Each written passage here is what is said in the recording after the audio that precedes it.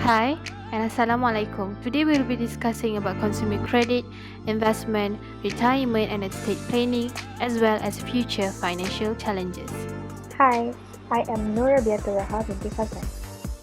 According to bankrate.com and Investopedia, consumer credit, or also known as consumer debt, is credit extended to individuals to buy goods and services. Consumer credit is extended by banks, retailers, and others to enable consumers to purchase goods immediately and pay off the cost over time with interest. Now that's clear, let's look at some of the common kinds of consumer credit. Firstly is service credit.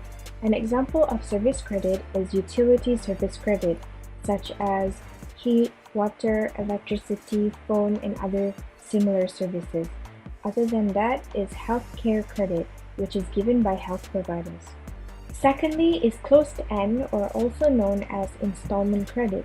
Example of installment credit are loans. This is such as car loans, home or mortgage loans to help purchase property, education loans such as PTPTN, and also installment loans for appliances and other large purchases. Next, we have open-end or non-installment credit.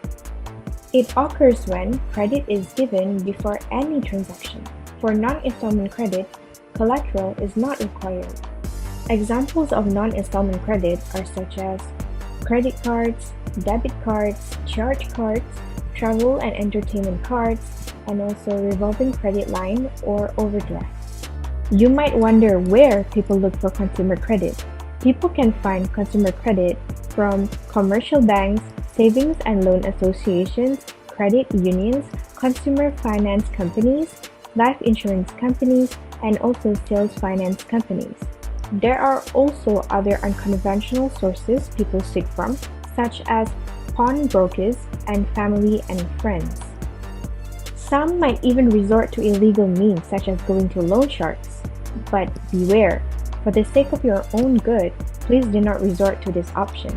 Next, if we do get consumer credit, how does it benefit us? First of all, consumer credit is very convenient. It can also be used as a backup to meet emergencies. Other than that, you can also use something before you finish paying for it, or getting something that you cannot afford now. And you may also get perks of better service on something that you purchased on credit.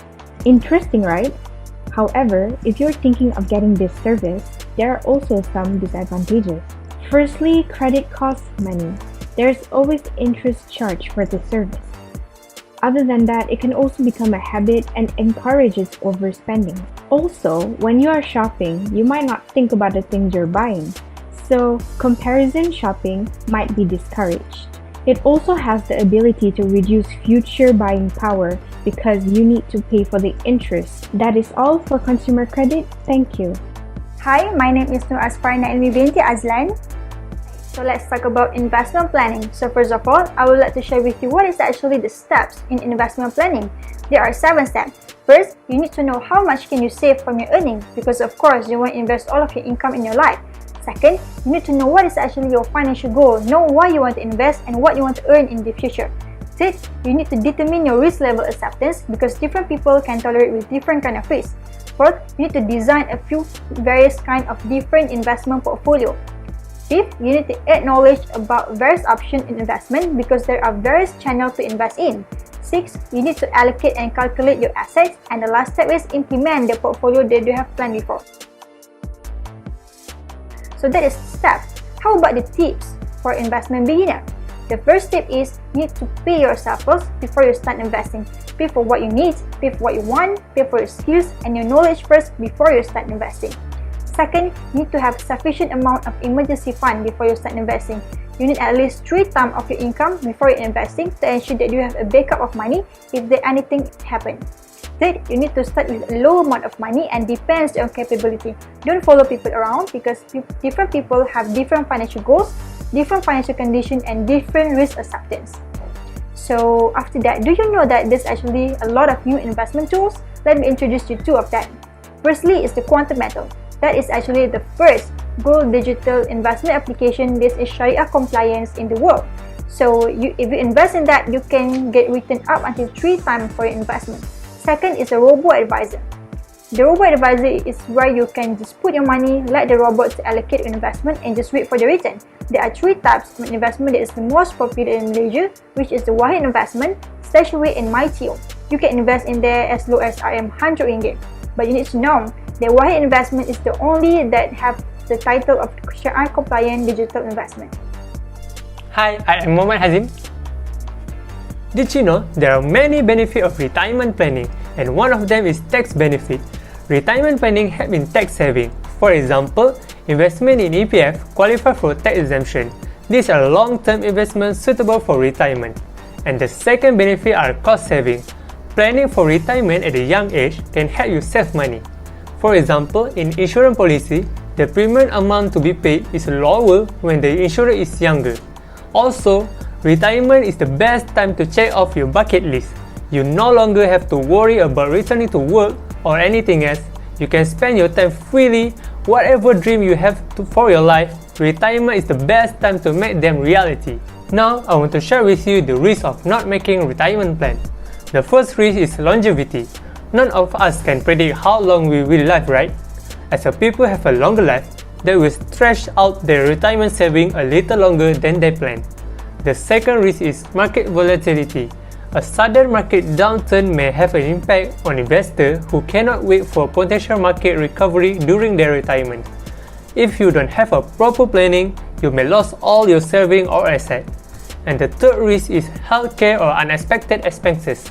Retirement planning should include contingency funding for unexpected expenses such as health issue, long-term care, and additional family support. Failure to develop a comprehensive retirement plan can be costly. So to make a good retirement planning, first is identify your retirement financial requirement.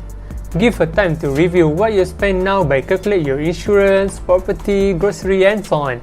It might be difficult for a younger employee to predict, but it is worthwhile to do so for a planning purpose.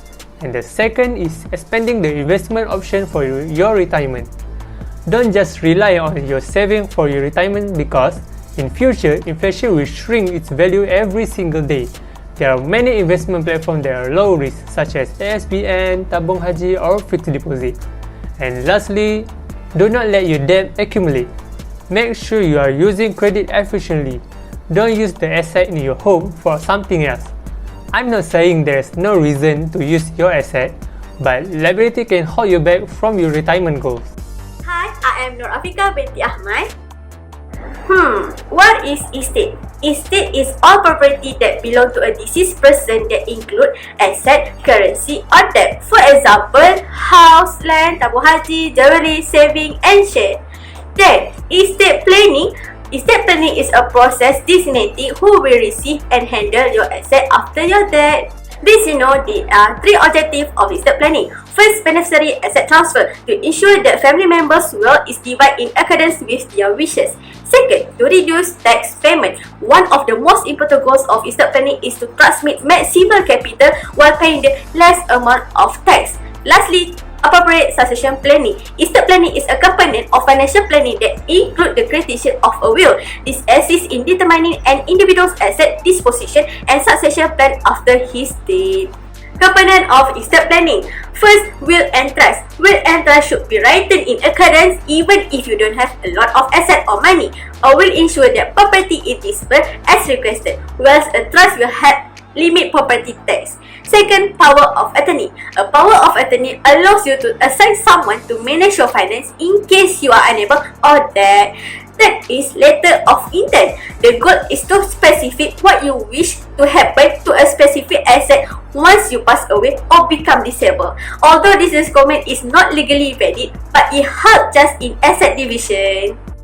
Hibah, will and faraid is an Islamic estate planning. Hibah is an individual gift belonging as gift and can be accepted by anyone that individual want. Will known as wasiah in Islam. After that, there are benefits of writing a will, which are providing financial security for loved ones, appointing guardian for your children, avoiding inheritance dispute, choosing your executor, and making gift opposition and money. While faraid is an Islamic law that distributes assets based on Al-Quran, Hadith, and Ijtihad.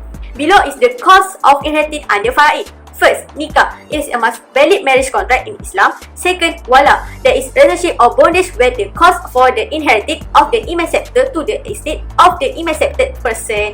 Lastly is nasab, there are relationship through the blood. That's all from me. Thank you. We are now living in a world full of uncertainties. Nobody would know what will happen in their life in the future.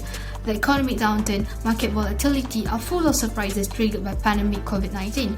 But I am certain everyone will face a future financial challenges in the next 5 years. Thus, Liyana, Binti, Muhammad, Lutpi, Taufik and Nurfarahanis are going to emphasize more about the financial challenges and the ways for you to overcome it. First challenges is you will face a limitation of emergency fund as we tend to spend our income to cover our expenses or pay off the debt for the rest of our life. Hence, it is crucial if you start to invest your money in investment knowledge so that you will learn to optimize your capital very well. Next, if you have enough capital, make sure that you diversify your investment portfolio or diversify your capital so that you can gain more, like 3 times more from your principal that you invest. Last but not least, you can have a side income job such as being a small business agent such as Shakely, and then the bonus for every item sold, you can save that money as a cushion for your saving.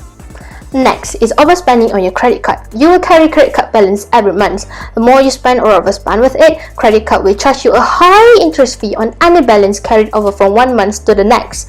Thus, you'll need to reevaluate your monthly expenses, make sure you will reduce the unnecessary expenses or cut the cost. Make sure your income is able to pay off your credit card balance every month. Hence, you will save yourself from further drowning into the ocean of the debt. That's all from me. Thank you. I am Nurfarahanis. I will continue another 2 challenges, which is insufficient retirement saving.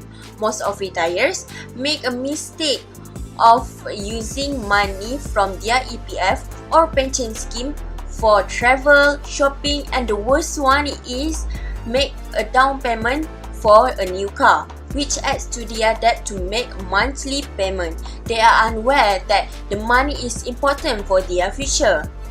To overcome insufficient retirement saving, they must ensure that proper preparation in order to manage their money before retirement. Among these include paying all of their debt before retirement, avoid making loan 2 years before retirement, and investing PRS and extra income source. Lastly, the challenges of future financial is increment of cost living. As we all know, day by day, the cost of living, especially in city, rising rapidly due to inflation. Most of people are affected is low income groups. To overcome the increment of cost living is to cut off the expenses wisely, such as controlling utility bills so that it's hard to reduce bills. In addition, when go to grocery shopping, compare the price so that you can use your money wisely. That's all from us. Thank you.